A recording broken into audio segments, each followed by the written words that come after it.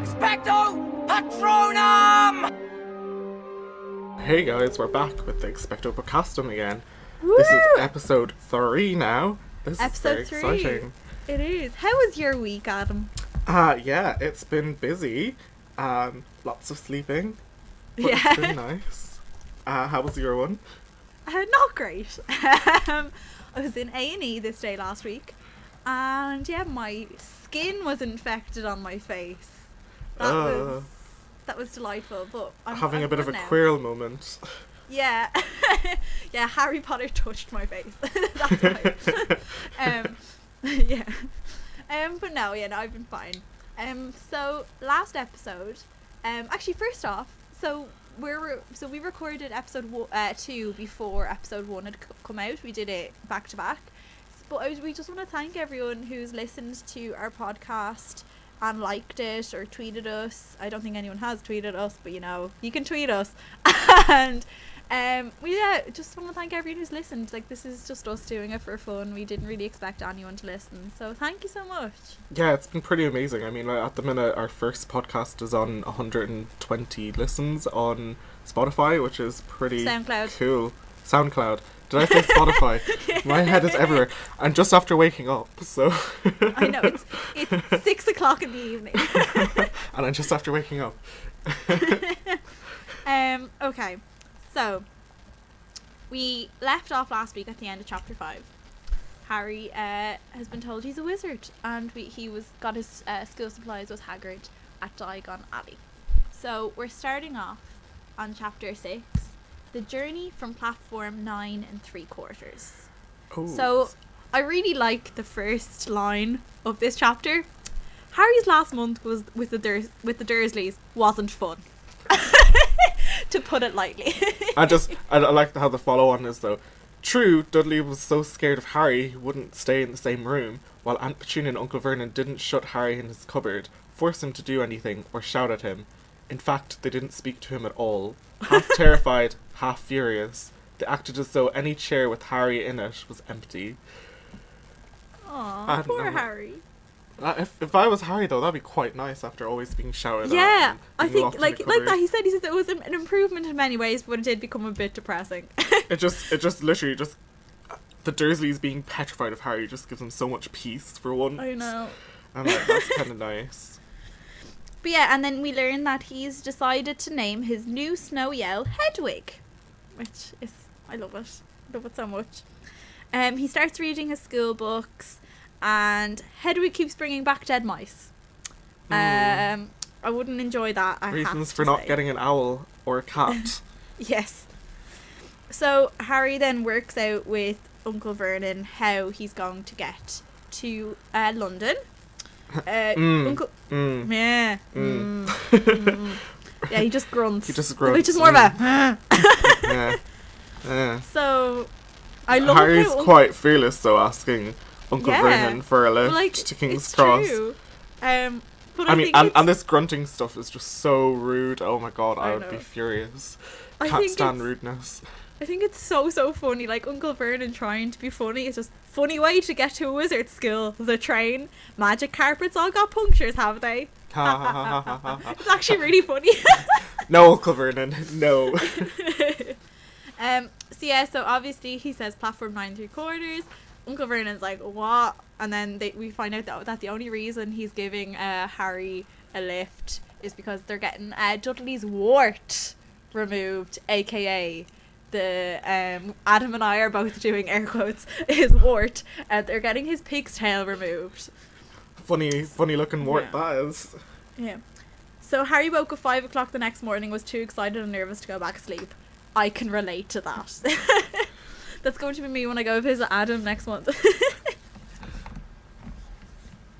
And then, so he's going to change in the train, and they get to King's Cross at 10:30. And now I think this is so cruel. Uncle Vernon goes, well, there you are, boy. Platform 9, platform 10. Your platform should be somewhere in the middle, but they don't seem to have built it yet, do they? And he says, have a good term, and just the three of them walk off laughing. And just the way that he says that with this nasty grin on his face. Yeah, like, he's getting so much pleasure from the fact that Harry has no idea where he's going, and it's just like, if you can fucking find it, you can go. But if you can't find it, you're not going. So sad. Like, they abandoned an 11-year-old boy in London for all they knew, and they find it hilarious. Well, we all know that the Dursleys aren't exactly the nicest of people anyway. I know, but still, like, you're like, what in the world? So Harry is like walking around, he's like getting funny looks because he's got Hedwig, and he asks a guard, and he's like, what are you talking about, boy? And then think you're being funny, do you? Yeah, I think you're being funny, do you? Then of course a woman walks by saying, packed with muggles, of course. And the speaker was a plump woman who was talking to 4 boys, all with flaming red hair. Of course, this is our favourite wizarding family, the Weasleys! So, oh, Molly. Of course, we meet Ginny, the small little red-head girl. What's the platform number? 9 3/4. So, and then the oldest boy called Percy. Harry tries to see what he's doing, but someone walks by and he misses it. And then, Fred, you next. I'm not Fred, I'm George. Honestly, woman, call yourselves our mother. Can't you tell I'm George? And sorry, George dear, only joking, I am Fred. So instantly, we know these 2 twins are just jokers. Absolute jokers. And they're called Fred and George, obviously.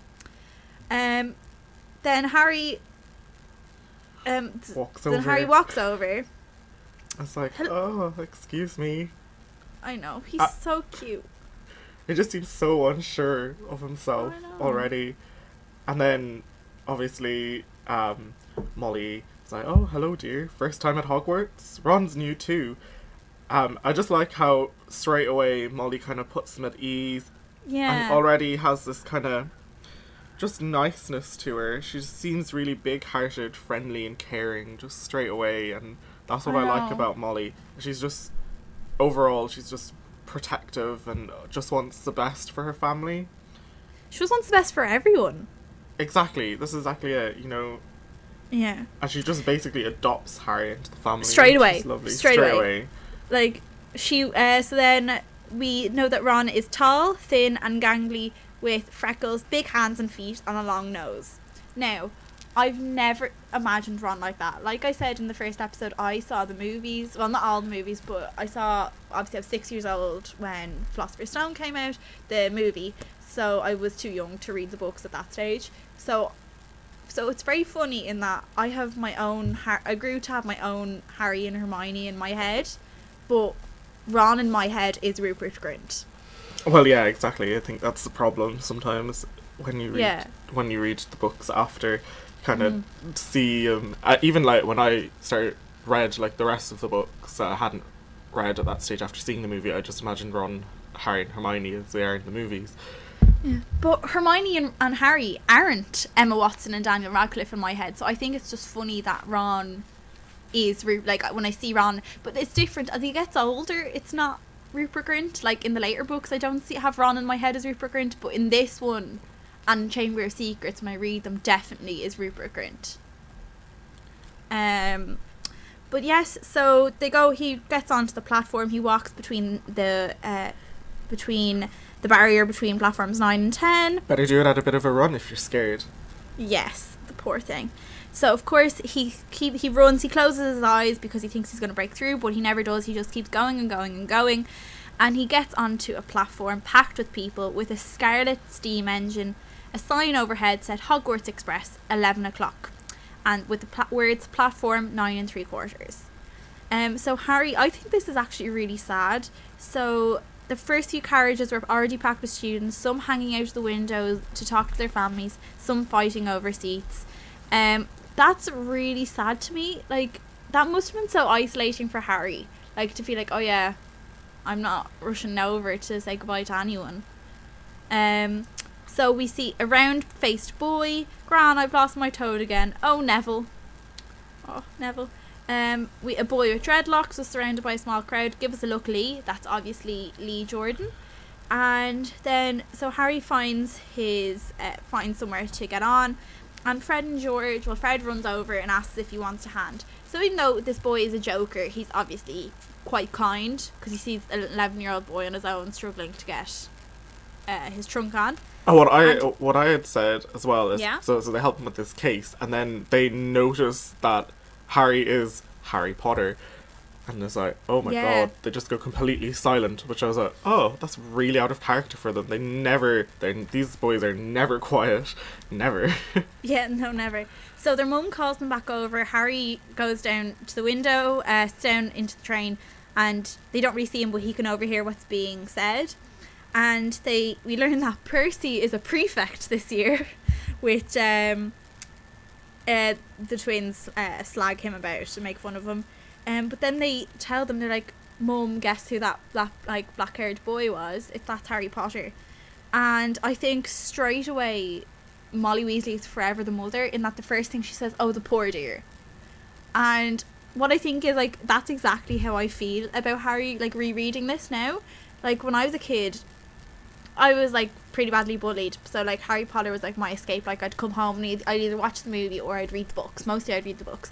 And I would, like, pretend in my head that, like, Harry, Ron and Hermione were my friends. But now that I'm older, especially in the career that I'm in now, I'm pretty much 99% a midwife, but especially in the career I am now, and I'm a very maternal person, that's exactly how I look at Harry now. Like, when I've been rereading this book, especially the first few chapters, I've been like, oh, Harry, and I just want to, like, I want to give him a hug, and I want to take care of him, and I just want to, like, feed him, and I am essentially Molly Weasley, and I just want to take him into my house, and I give him a really nice bed, and give him, like, a cup of tea. I just want to take care of him, and I want to be his mother. Like, that's how I feel.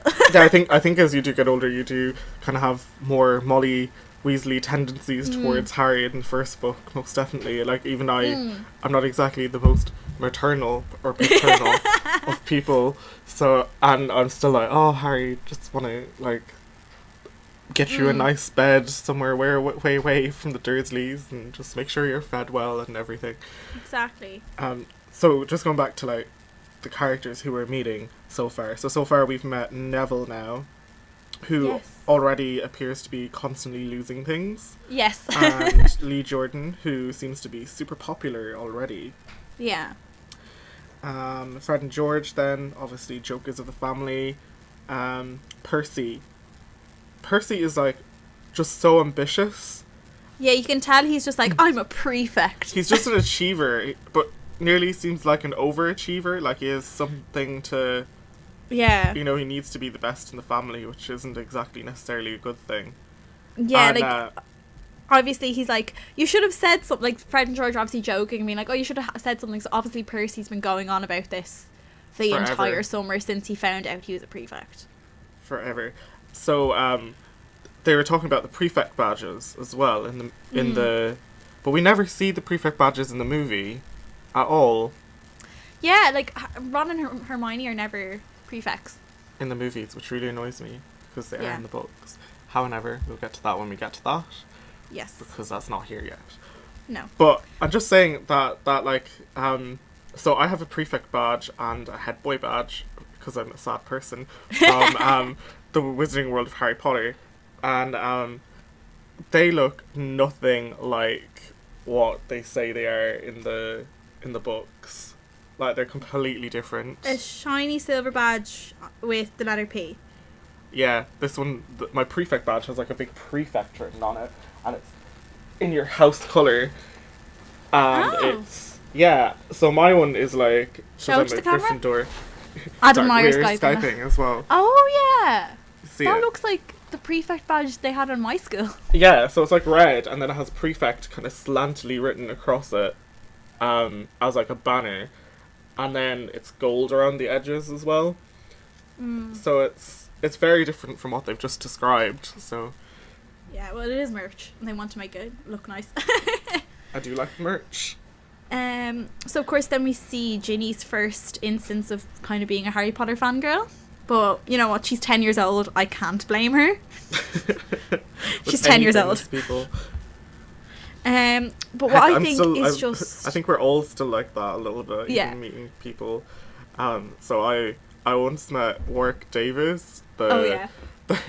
the guy who plays Professor Flitwick, when I was in work, so I wasn't expecting it, and somebody came up to the staff room and was like, Warwick Davis is downstairs, and I ran out of the ward I was on break. I want to make that perfectly clear. I was on break, and I ran downstairs. I work as a nurse, so it wouldn't be good just running out Yeah, the ward. see us. Look after yourself. Yeah, look after yourselves. You'll be grand. That infusion pump finishes in 15 minutes. Don't forget to take it down when you're done. What's that? You're having chest pains? So am I. Warwick Davis is downstairs. So I ran downstairs and with one of the girls who's a healthcare assistant, and we both just freaked out. We could barely talk. We were all like, moo. and when I get a bit nervous, I can just talk and talk and talk and talk and talk Yeah, same. for ages, and that's all I was doing. And you could tell that Warwick Davis was like, had like, you know, been around the block a few times, so was used to this. But you could tell as well that he hadn't had like two kind of nursey people just being like totally in shock. That he was there. And we were just like, you're amazing, bye. And he was like, you're pretty amazing too at what you're doing. And I was like, ah. Now I have to go back to work. And then I went back to work, and I think everybody who knows me from work can honestly be like, I was still fangirling at that point. I couldn't talk. I was like nearly crying, and I was like, okay, this is bad. Yeah, so then what I think is just how tactless teenage boys can be in that, like, I think it's, Fred asks, now, do you think he remembers what You Know Who looks like? I know, right? That's horrific. Like, I think he's just like, oh, cool, this guy defeated, like, You Know Who, but they don't realise, like, that's when he nearly got killed, and that's when his parents got killed. And everything, and then Molly's like, don't even think about asking him about Of course. that. Like, But of course, she says this all in earshot of everyone, like, you know, Yeah. Ron and Percy and everything. And you know, Percy will know better than to ask him about it. yeah, But, of course. you know, Ron will just get excited, and Fred and George are just, you know, they'll ask whatever's on their mind. So Yeah, so the train takes off, pulls out, starts. moving, What do does you whatever a train whatever does a train best. does. Pulls away and- from the platform. Okay, right. And then the youngest redheaded boy, Ron, comes in and says, can I sit in here? Everyone else is full. And then What does he do? he asks... Bloody asks him about Voldemort and his Well, he scar. just kind of goes, like, are you really Harry Potter? And he's like, yeah. And he says, have you got the, you know? And he shows him the scar. And he's like, that's where You Know Who? And he's like, yeah, but I can't remember it. And he's like, nothing? But I says, yeah, I don't know. Yeah. I think he's an 11-year-old boy. Like, I don't really blame him for being tactless.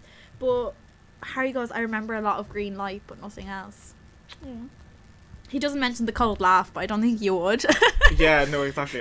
That part still kind of gives me the shivers. Yeah. So this is what I think is really cool, is that, like, Ron's, like, really, really interested, but then Harry's like, are all your family wizards? And he finds Ron just as interesting. And as Ron finds Harry. We get so much info on the Weasley Oh my family God. from this like little moment. So it's like, I oh, know. are all your family wizards? Yes, I think so. I think Mom's got a second cousin who's an accountant, but we never talk about him. So he must be a squib. Yeah, obviously, he must be Squib. So you must know loads of magic already. The Weasleys were clearly one of the old families the Pale Boy in Diagon Alley had talked about. I heard you went to live with Muggles, said Ron. What are they like? Horrible. Well, not all of them. My aunt and uncle and cousin are, though. Wish I'd had 3 wizard brothers. 5, said Ron. For some reason, he was looking gloomy. I'm the 6th in our family to go to Hogwarts. You could say I've got a lot to live up to. Bill and Charlie have already left. Bill was head boy, and Charlie was captain of Quidditch. Now Percy's a prefect. Fred and George mess around a lot, but they still get really good marks, and everyone thinks they're really funny. Everyone expects me to do just as well as the others, but if I do, it's no big deal, because they did it first. You never get anything new either, with 5 brothers. I've got Bill's old robes, Charlie's old wand, and Percy's old rat. That's really sad. Yeah, so Charlie's old wand, right? Wand chooses the wizard. This is obviously not going to be the wand that For does Ron Ron. the best. But it also makes me think, well, if that wand was really Charlie's in the first place, he's not going to give that away. So that Charlie must have gotten that as a hand-me-down anyway. And Yeah, now that well- like Charlie's working and has money, he's bought himself Well, a wand that's actually well, for at the him. same time, when Bill and Charlie have been at school at the same time, so theoretically they couldn't have had the same wand. So I would say Yeah. that was Charlie's original wand, and then obviously as he did better and got his job at Gringotts. Charlie's in Gringotts. No, Charlie's in Charlie's Romania. in Romania.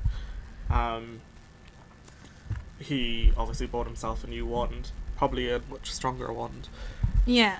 from the point of view of wood and working with Yeah. dragons. So then we meet Scabbers. Now, right? Now that we obviously know who he is, okay? We're not going to say. But it's so creepy. I know, but at the same time, whenever I read the first book, my heart still fills with joy whenever I see Scabbers, and I'm like, yay! No, I Scabbers, really and then I'm like, oh wait, no. No, then No, I'm I adjusted really back don't to like reality. It really, really freaks me out that he's just there listening to the son of the best friend he betrayed and essentially killed. Like, it just really, really freaks me out. Of course, so Ron is just like, but they couldn't afford, I got Scabbers instead. And Harry didn't think there was anything wrong with not being able to afford Nell, which is so true. Like, Yeah, I exactly. grew up in a working class family, and there was plenty of things that like I wasn't able to afford. Like, we weren't as like poor, like what you could say, like as the Weasleys, but like it was, like that. You never got anything massively special. I'm sure like an owl, especially when you have to have upkeep of an owl with like food and stuff like that. Yeah, exactly. That they'd be It quite is- expensive things yeah. to run. Yeah. To keep especially alive. when there's like school owls available to send stuff home, and they have yeah, Errol, exactly. and Percy has an owl, so like not all the boys need an owl. Of course, now I think this is so innocent and so sweet. So the trolley comes around, and Harry is like, I'm gonna buy loads of Mars bars, and then realise, wizarding there is no sweets. Mars bars. Ha. So Silly he me. gets kind of one or two of everything, and Ron like kind of like looking at it. But Which is something that annoys me as well in the movies. They just be like, I'll take the lot, and it's like, No. I'll just take all of the trolley. Basically eating that trolley lady out of house and home. But Yeah. like in the books, he's very more like restricted. Kind of knows that there is a limit on Yeah. how much you can eat in one train ride. Good on you, Harry. Is what I say. Good on you, and book so Harry. Harry's like, go on, have a pasty, said Harry, who'd never had anything to share before, or indeed anyone to share it with. It was a nice feeling, sitting there at Ron, eating their way through all Harry's pasties and cakes. The sandwiches lay forgotten. I think that's so sweet that for the first time Harry has a friend, and he enjoys like sharing the stuff he bought with, essentially sharing his money kind of with someone. Yeah, it's I nice. think it's so sweet. It's just so innocent that it's just two little boys who you forget are actually little boys. Like, they're 11 years old. They're going off to a school, a place they've never been before. They don't really know what to expect. And they're just there sharing some sweets. And I think it's just so sweet. Then we're introduced to chocolate frogs. Yes. And the chocolate frog card. And Harry opens one up, and there is Professor Dumbledore smiling Yes. back at him. Wizard pictures as well, we learn move and disappear. Mhm. And he's like, where did he go? This is Yeah. weird. So we learn loads and loads and loads of background information into Albus Dumbledore. So I'm just going to read what it says on Yeah, the go card. ahead. Albus Dumbledore, currently headmaster of Hogwarts, considered by many the greatest wizard of modern times. Professor Dumbledore is particularly famous for his defeat of the Dark Wizard Grindelwald in 1945, for the discovery of the 12 uses of dragon's blood, and his work on alchemy with his partner Nicholas Flamel. Professor Dumbledore enjoys chamber music and tenpin bowling. So do I. Nicholas so yeah, Flamel, let's talk about that name drop there. Yeah, just slight name drop. So we just that's a bit about Dumbledore and why he's famous, and so Dumbledore comes and goes from the picture and like picks his nose. And Harry freaks out a little bit and is like, okay, this is not normal. And Ron's like, yes, this is normal. And Harry's like, no, this is really not normal. So then, again, it's just they learn about Bertie Bott's every flavour beans, and it is every flavour. And they try them, and it's all disgusting and makes me want to vomit. And again, it's just really sweet. I can imagine them sitting there just like giggling and laughing. Harry is just so generous. It's just like, he is. Ron's like, I have no money, and Harry's like, I have no friends, but I have money. Let's share my money and be friends. Yeah. So it was just really, really sweet. And then the boy who was round faced came in and was like, have you seen a toad? And he's really upset saying, what I have written here is Neville has lost his toad again in all capitals and underlined multiple times. Yeah, so he just kind of says, yeah, well, if you see him, and then he left. He's not there for long. And then so he pulls out his wand and he's like, here we are. He just raised his wand when the compartment door slid open again. The toadless boy was back, but this time he had a girl with him. She was already wearing her new Hogwarts robes. Has anyone seen a toad? Neville's lost one, she said. She had a bossy sort of voice, lots of bushy brown hair and rather large front teeth. We've already told him we haven't seen him, said Ron, but the girl wasn't listening. She was looking at the wand in his hand. Oh, were you doing magic? Let's see it then. So, of course, this is Hermione Granger. Oh, Hermione. I really did not like Hermione. I'm rereading this, especially as the chapters go on. I really don't like her, but I have to say, I relate to Hermione so much at this age. So, like, I was very bossy. I was over enthusiastic about everything. I loved books. So I wasn't so much of a know-it-all as, like, I wasn't really that smart. But, like, not that I wasn't smart, but that I wasn't interested in, like, non-fiction stuff. I just really, really liked the books that I did read. So I was just really over enthusiastic about everything. And I would just talk, like, I'd tell my mom, I talked very fast and I talked a lot about stuff that I was really interested in. And I can just really, really relate to it. What I said here is that I just feel that Hermione comes off as really up herself, really condescending, very much condescending. But it's almost nearly like a comedic moment, all of this, because she's so up herself and it's like, I've only tried a few simple spells myself. Yeah, so but they've all worked for me. Yeah, I'm Hermione Granger, by the way. Who are you? So. And then we find out that she's like, oh, you're reading Harry Potter? Well, I got a few extra books for background reading. And the thing is, what we learn about Hermione later on is that she never goes into a situation without having read about it first. So, of course, she's read everything she can about this world she's going to join, so she can be prepared and not come across as an idiot. Because that's what Hermione never wants to come across as an idiot or unprepared or anything like that. I think that's a little bit of like imposter syndrome, though, wouldn't you say that? It is. It definitely is. She just wants to be accepted, but she probably feels like, oh, I know nothing about this world that I'm going into, and I just need to try to be accepted in it. So I just have to learn everything and become this like fantastic know-it-all, which isn't a bad thing. But no, I don't. I think what it is that she probably didn't fit in her Muggle primary school, right? And so when she was told that she's a witch, she's like, oh, well, that's the reason I didn't fit in. So when I go to this new school, I will fit in. So I'm going to learn. Yeah. So I think that, like, and it's just that I have a very, like that, I really, really relate to Hermione. Hermione's my favourite character. And that I have a similar trait in that. When you feel like that, if you feel like you don't know anything, you just start talking about stuff you do know.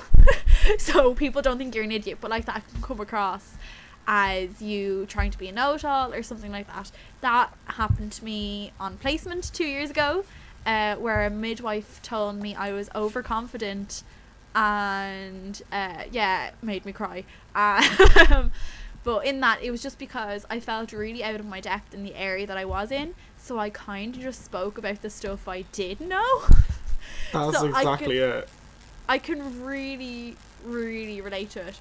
What I think is really funny, so essentially they get a whirlwind visit from Hermione and they're like, oh my god, and essentially they're like, well, Ron's like, well, whatever house she's in, I don't want to be in it, and it's like, that's your future wife, Ronald Weasley. Just to let you know, Just to in let you 7 know. books' time.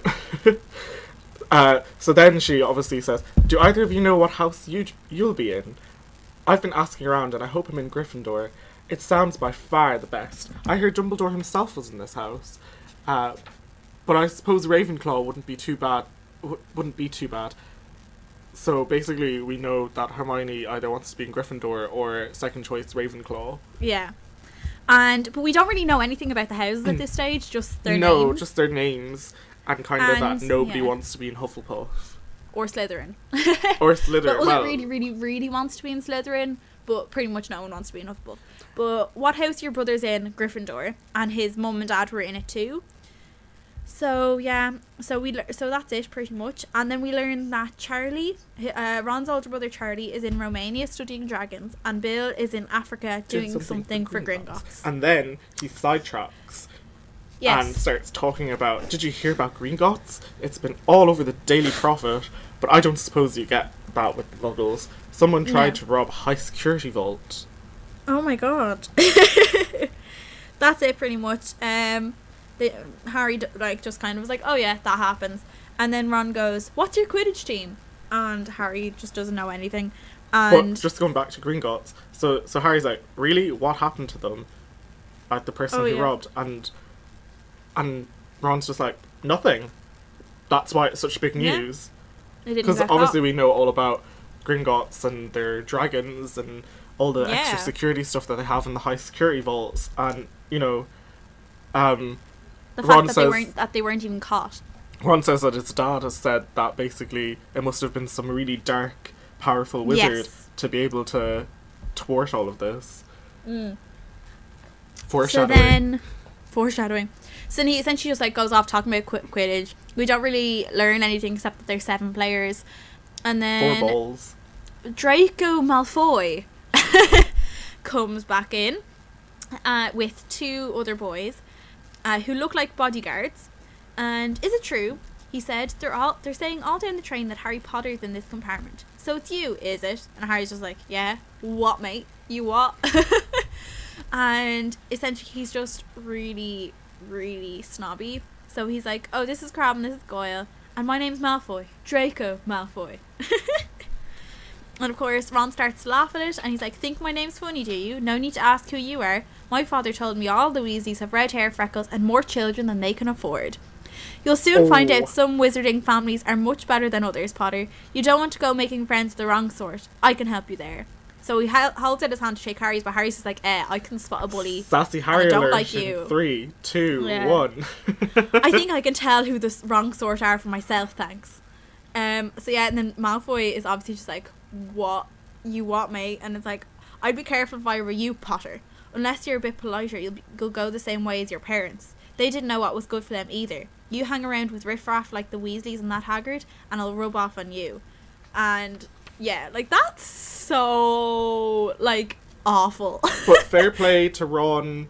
He goes red-faced and says, say that again, and gets up to obviously fight. Have a fight, you're going to fight us, are you?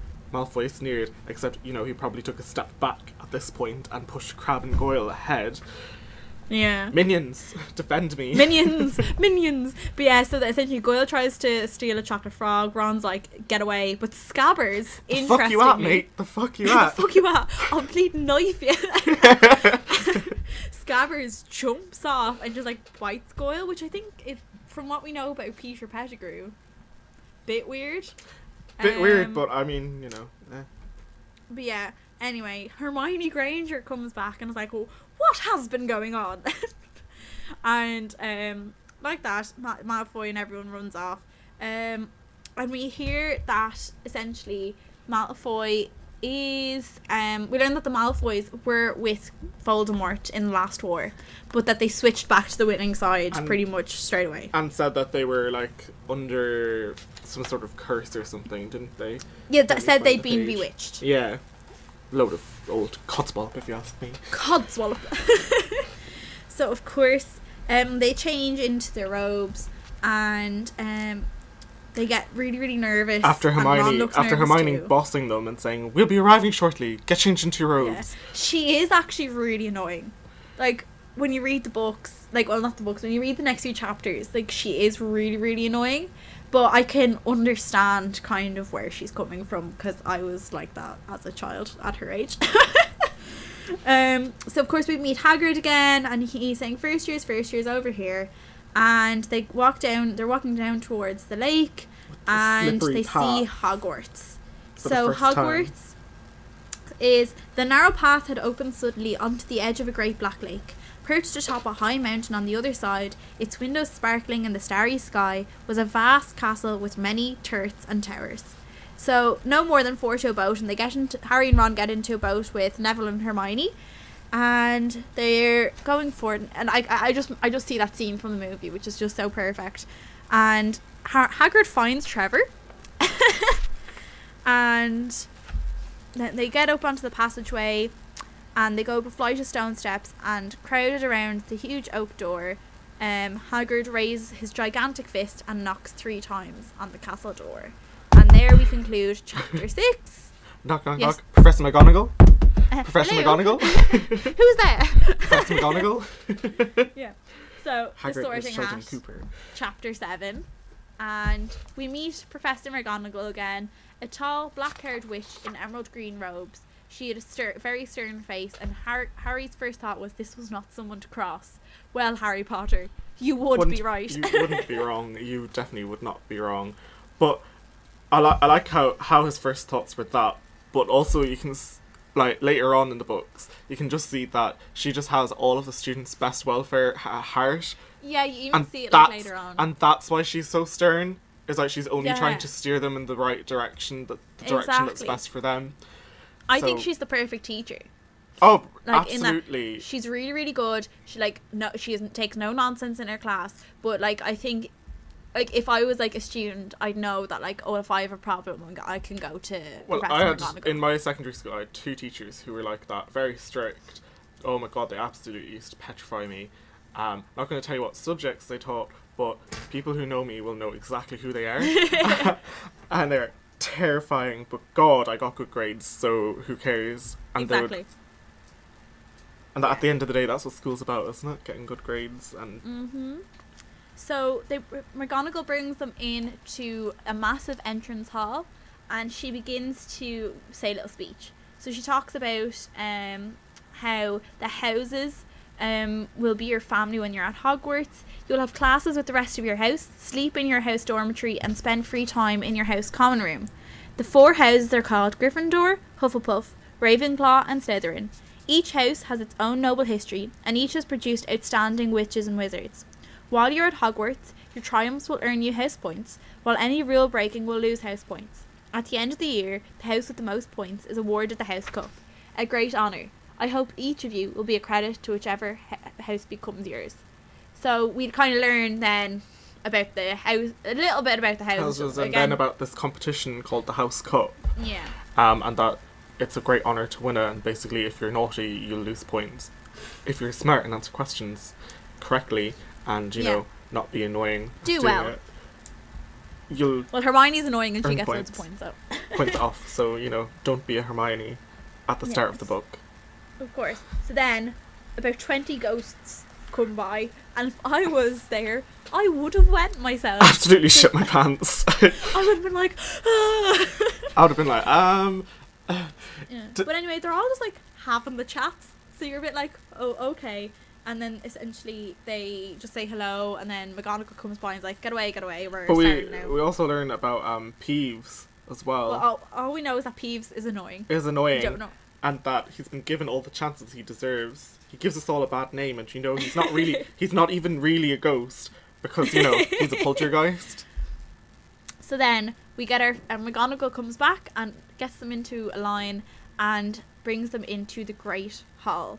So Harry had never even imagined such a strange and splendid place. It was lit by thousands and thousands of candles, which were floating in mid-air over 4 long tables where the rest of the students were sitting. These tables were laid with glittering golden plates and goblets. At the top of the hall was another long table where the teachers were sitting. Professor McGonagall led the first years up here so that they came to a halt in a line facing the other students, with the teachers behind them. And essentially, Harry looked upwards and saw a velvety black ceiling dotted with stars. he heard Hermione whisper, "It's bewitched to look like the sky outside. I read about it in Hogwarts, a history." Hogwarts, a history. Yeah, it's so funny the way she says it in the movie. She's like, "Hogwarts, a history." It's bewitched to look like the night sky. I read about it, in Hogwarts, a history. A history. So Adam and I are going to be doing a commentary of Philosopher's Stone. Soon enough, but we probably won't release it until after we finish the book. But I'm so excited, and it's just going to be us quoting the movie. Prepare for all my bad acting skills. Whoop. So we see an old hat put on a stool, and a rip near the brim opened wide like a mouth, and the hats began to sing.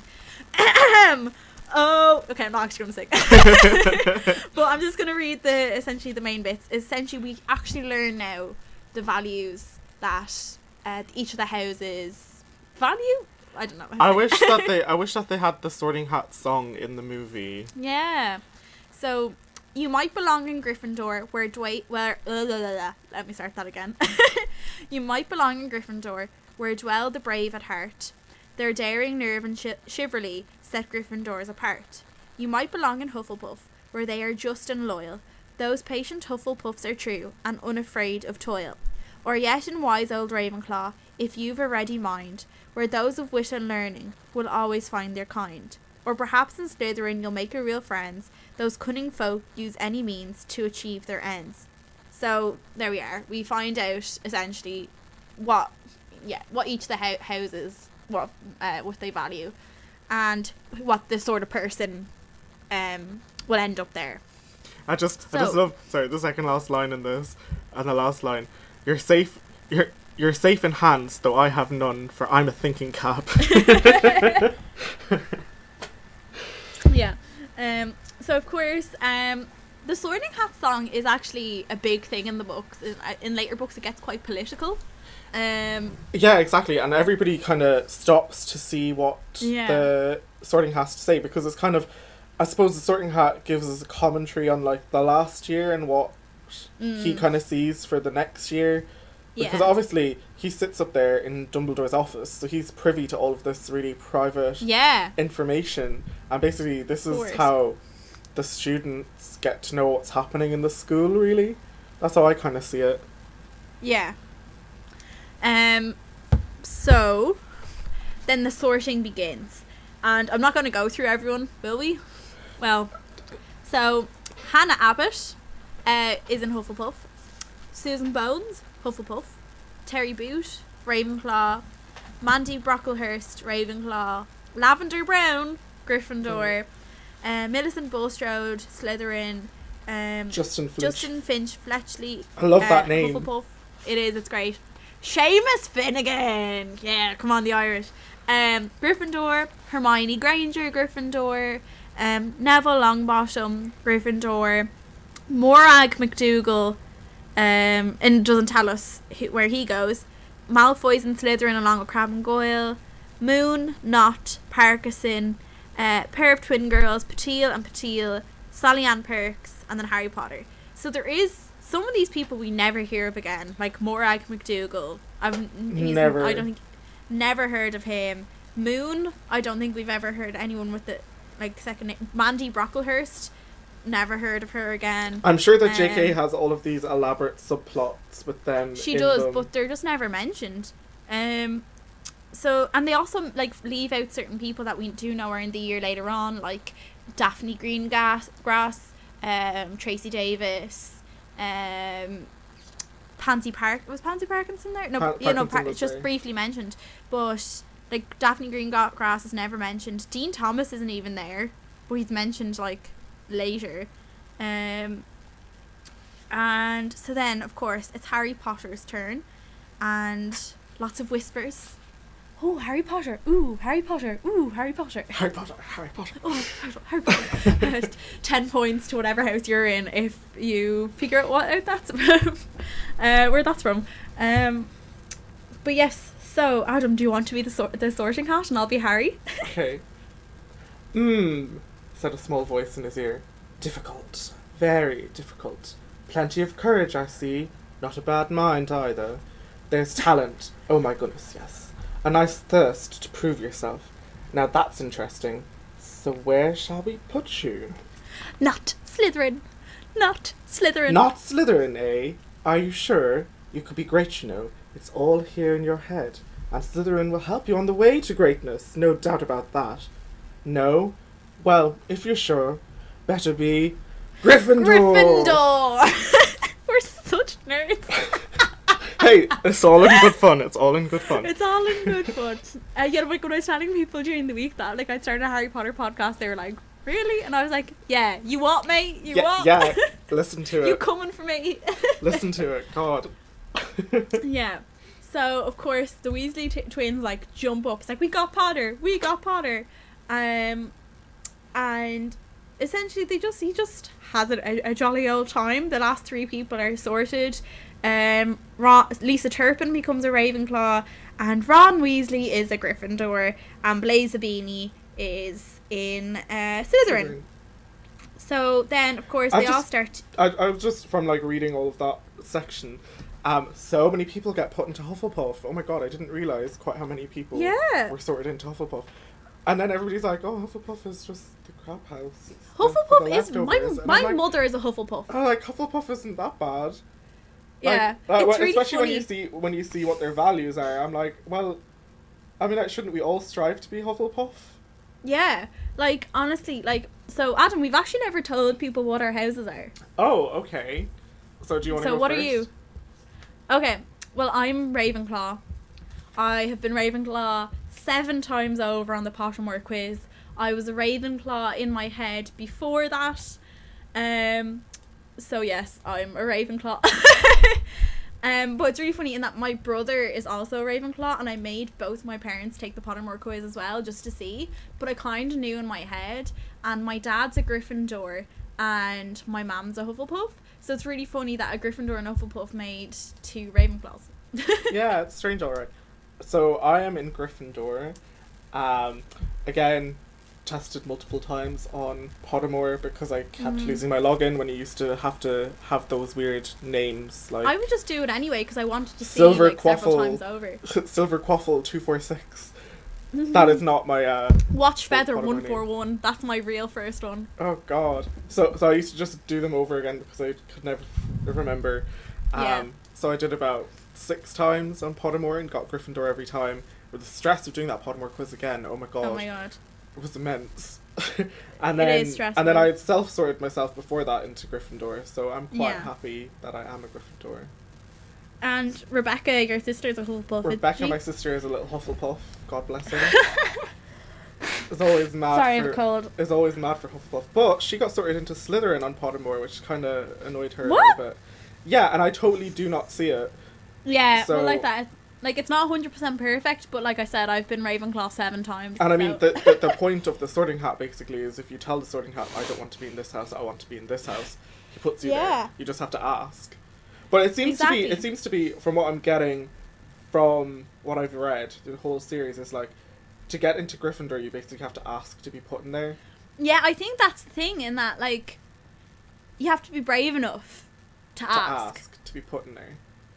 That's the thing. I think, I don't know. I think, like, that, like, you have to ask to be, like, you have to be like, oh, I'm brave, so I'm going to go to Gryffindor. But I don't really see Neville asking, maybe. I don't know. Maybe he did because he was, I don't know.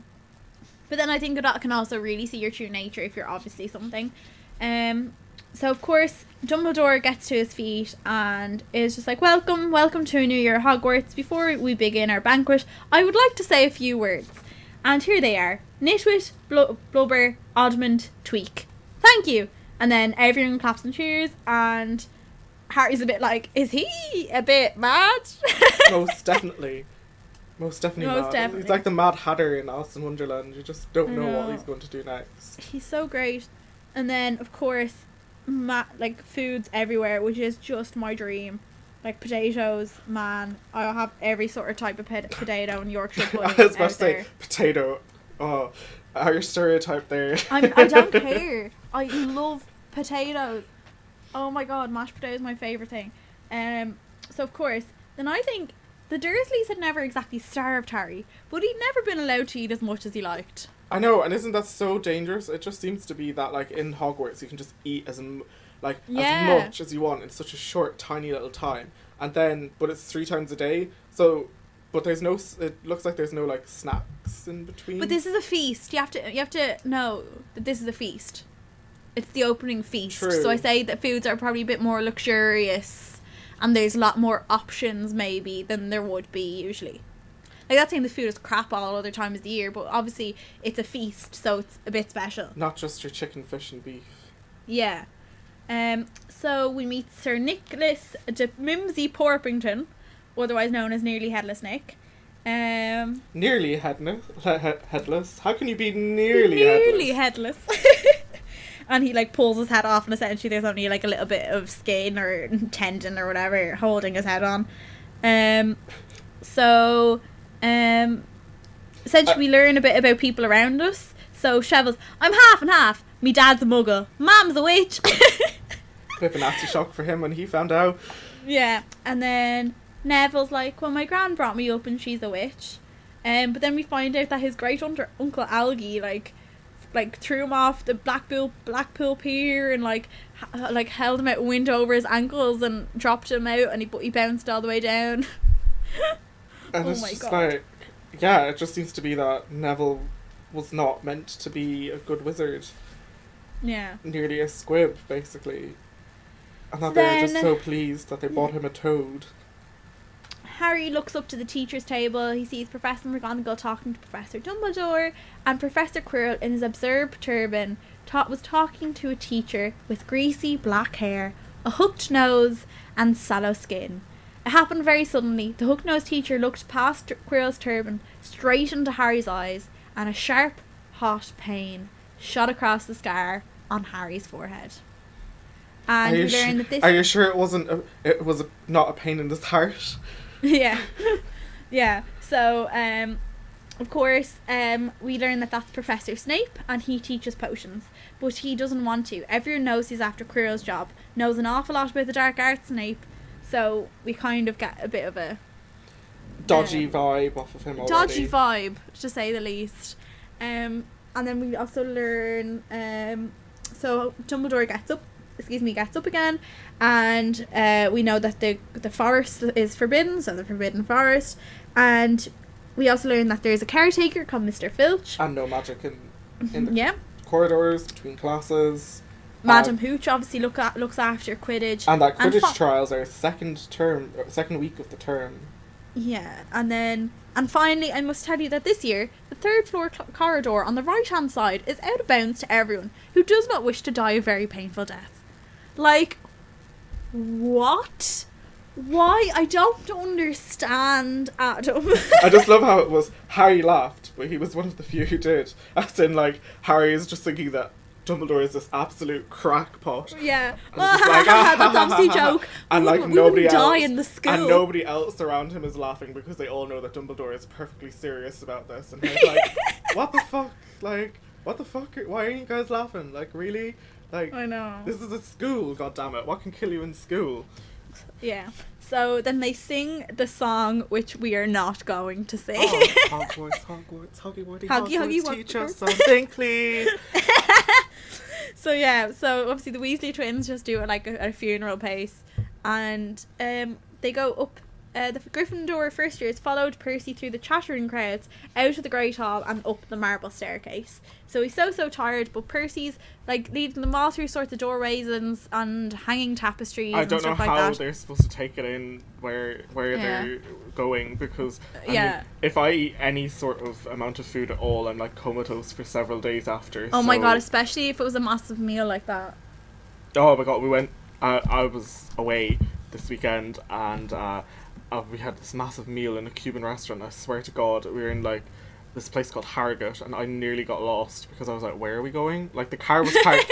The car was parked a street away, and I was just like, "Where are we going?"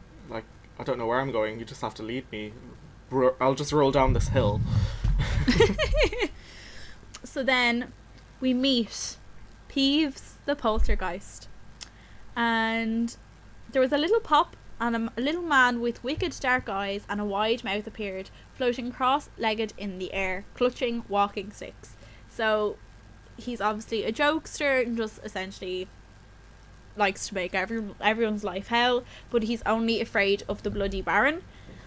And yeah, so then they go to the end of a corridor where hung a portrait of a very fat woman in a pink silk dress, and that's the fat lady, obviously. And they go into the Gryffindor common room, a cozy round room full of squashy armchairs. And Latin they go password to get in. Caput Draconis. Caput Draconis. Yes. So they go through one door. The girls go through one door to their dormitories, and the boys go through to another. At the top of a spiral staircase, they found their beds. Five four posters